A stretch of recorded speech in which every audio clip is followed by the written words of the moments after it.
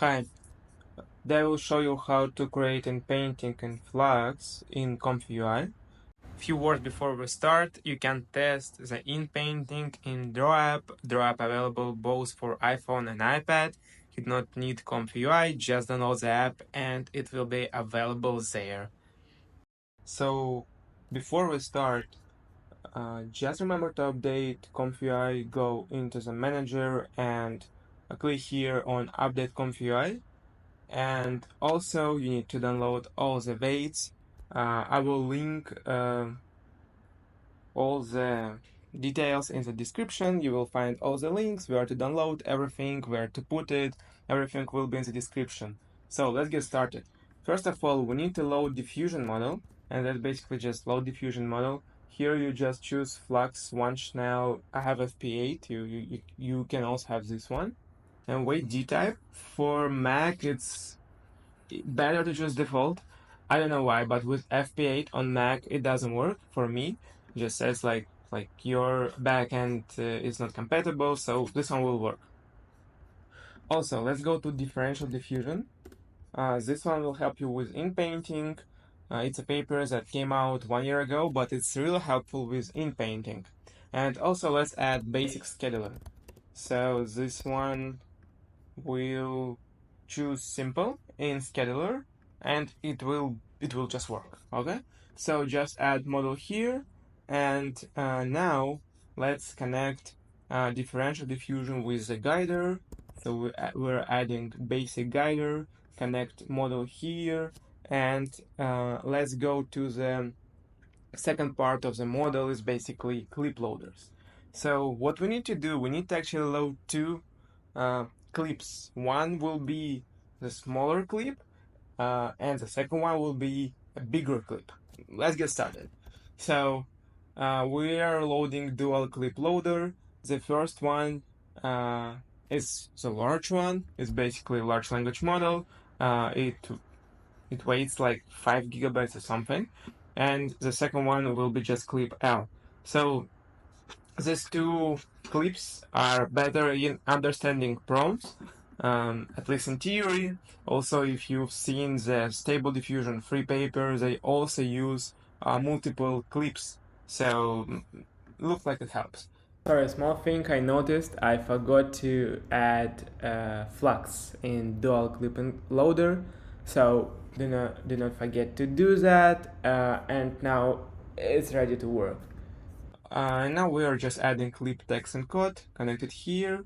It's basically will be our positive prompt, and we're adding clip text and code for negative prompt. So connected here, and now we need to add Flux guidance. Flux guidance 3.5 is all right. So after we added everything, we need to add inpainting in our model. And what we are doing, we just add inpainting model condition, and here we connect all the necessary dots. So again, connect positive prompt with inpaint model conditioning, also connect the negative one, and we also need to load VAE. So just click here, load VAE. You need to download ae.safetensors and put it in VAE folder. Let's connect it for now. So what you need to actually download, you need to download VAE, you need to download two clips, and you need to download the weight of the model. So let's go next and connect our image to pixels here, and also we need to create a mask. So let's add some blur inside here, and also I like to just preview a mask, so I will add convert mask to image here and preview. This part though is completely optional, but I just want to take a look how my mask looks like. Also, if I run it here, it will show you basically the actual preview of a mask. So anyway, it takes some time to load. Let's continue with our workflow and connect mask here. So what we also need to do, we need to add our sampler. So just go here, sampler custom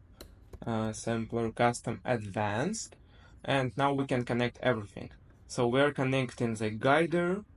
We are also adding our prompt to the guider. We need to add random noise. So here we are adding random noise. We also need to add sampler. So what we are using is k-sampler. Select with the default parameter Euler and just add it here. And we also need to add sigmas. Our sigmas are here, so just connect the node here. And now you can also add latent image from Inpaint model conditioning, so just connect them dot here. We are almost done, so now we just need VAE decode, connect the output with VAE decode, and also connect the VAE with the VAE model. And now we can see the image. So preview image and just go here. Okay, so we are almost here. We're finished with our workflow. Let's test it. So I'm going to load image, tap with right click, open in mask editor, and now I just want to change this suit to something sportswear. So I just save this to the node, and now I'm adding the prompt. So I'm adding the prompt sportswear hoodie with the text flux, or it's better with the team flux. Okay, that sounds pretty good.